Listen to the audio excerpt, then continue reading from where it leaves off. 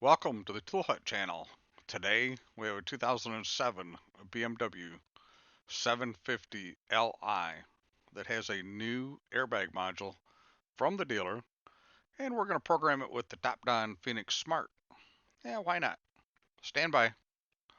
While you got a second, why don't you go ahead and click that like button, subscribe to the channel, hit the bell if you want to be notified when stuff comes out.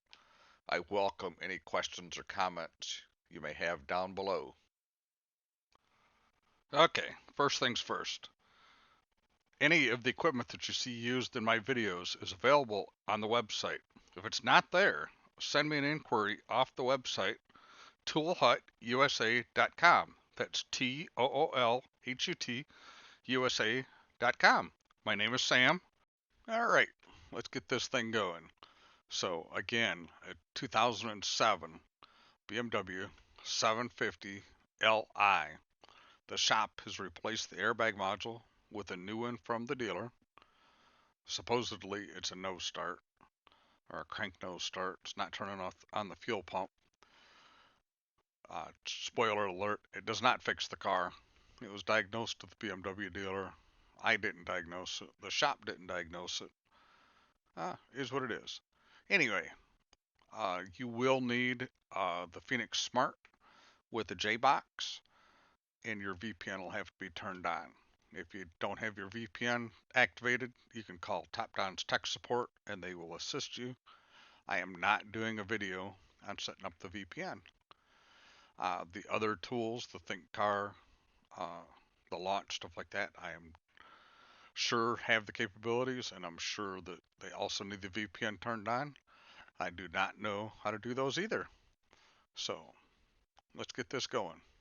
Okay, first thing we're going to do is we're going to connect our VPN. We're just going to essentially turn it on. It's in the library if it's been set up by tech support, which mine has, obviously. So we're going to get the VPN turned on. Then you got to flip the screen back to get the vehicle in. Hit auto scan, and I will tell you, it didn't ID the car. I was kind of disappointed. And I've stated that it's an '07. I guess it's an '06. I think it's the same procedure. So anyway, just for full disclosure, it is an '06. I think it's the same chassis and everything. I'm just going to hit skip right here. I'm just going to go in and manually ID it a different way. So I'm going to go into the European section. I'm going to just click on BMW, hit OK. It tells me to hook up a cable for F and G chassis. This is an E chassis, so I don't really care. We're just going to do it Bluetooth. Simple, easy. Let's move forward. It loads the vehicle here.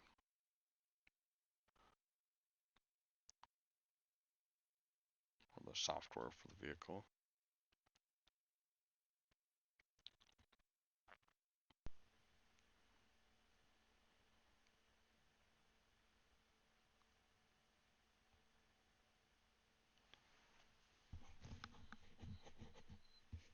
You see that it did have the VIN at the bottom. So it has read the VIN of the car somewhere at some point. So it obviously can talk to it. So I'm just hitting automatically search within the BMW menu. And it is an E66 750 Li. It does show that it's 2006, like I said. So turn the ignition off. Wait 10 seconds and then turn the ignition back on. Not real sure of the reason for that, but we did it. So let's move on. So we're going to read some vehicle data here.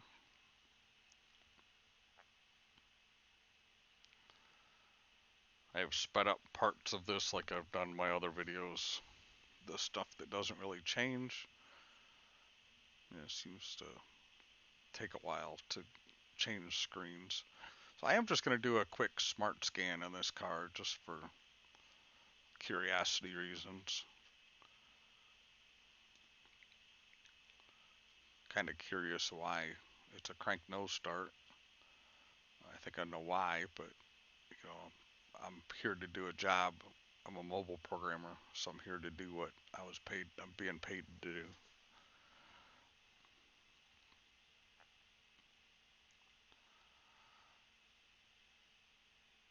And like I say, it was diagnosed by the BMW dealer, so they know all, right? I'm just gonna hit the report, and I'm gonna just email it to myself, just so I got it.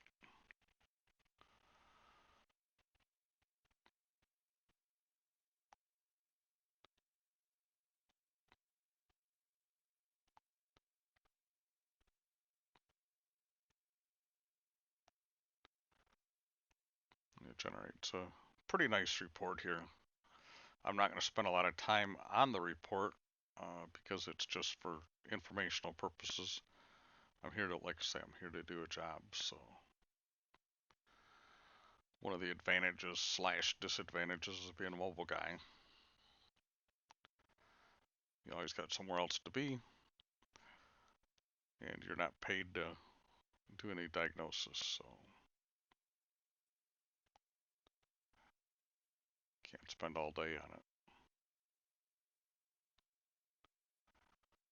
So it is going to generate the report here. It does have some satellite codes, stuff like that in it, which I'm not really surprised because it's got airbag, new airbag module in it. Most of the stuff's history. I'm just gonna hit the share button.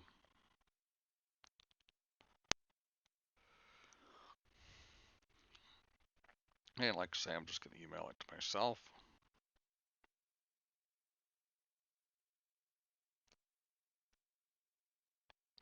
And we're gonna back up. And I'm gonna go to coding and programming.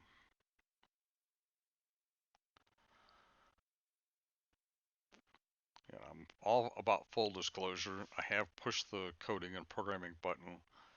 I'm not real sure what happens here, but it's a known glitch in the system. So you hit next and it takes you back to this menu. So we're going to try again. We're going to hit the coding and programming button again up at the top. Like I say, I have run into this before where it does that. It doesn't really affect anything, but I don't want to go all the way back to the beginning and have to start over. So I'm just going to give the the key a quick ignition cycle, and then we're going to hit the coding and programming button again. Say I haven't really done anything. I do have my maintainer on it set for 14 volts, 14.4 volts, I think. Then we hit the program button because this is the menu I was looking for before. It comes up with a message that tells you that you can change the vehicle data. So we're just going to scroll down until we get to the airbag module.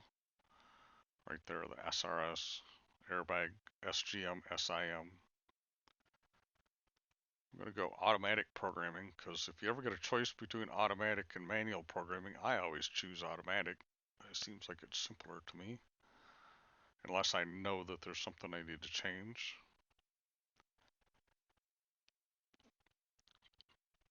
It tells me it's going to have to download files. I tell it okay. Download some files here. And again, it wants the ignition off and then turn it back on again. It asks me if I want to flash it now. I hit yes.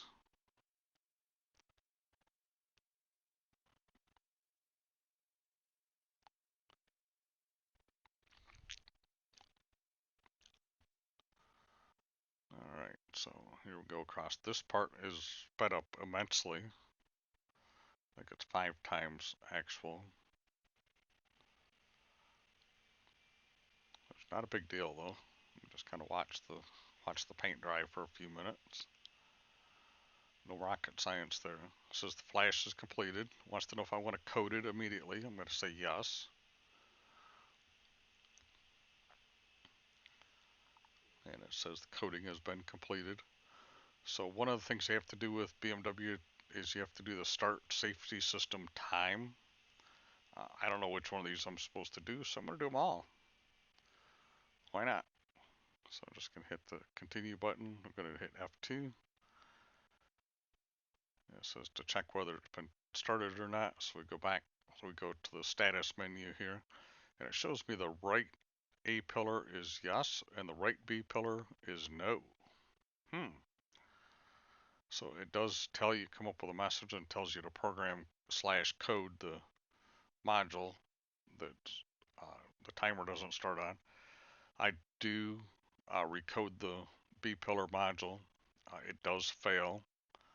Uh, I tried to program it and it does fail. So it's going to need a B pillar right side satellite or impact sensor, if you will, before we can continue. So thanks for watching. Subscribe to the channel if you want to see some more videos like this, and have a great day. While you got a second, why don't you go ahead and click that like button, subscribe to the channel, hit the bell if you want to be notified when stuff comes out. I welcome any questions or comments you may have down below.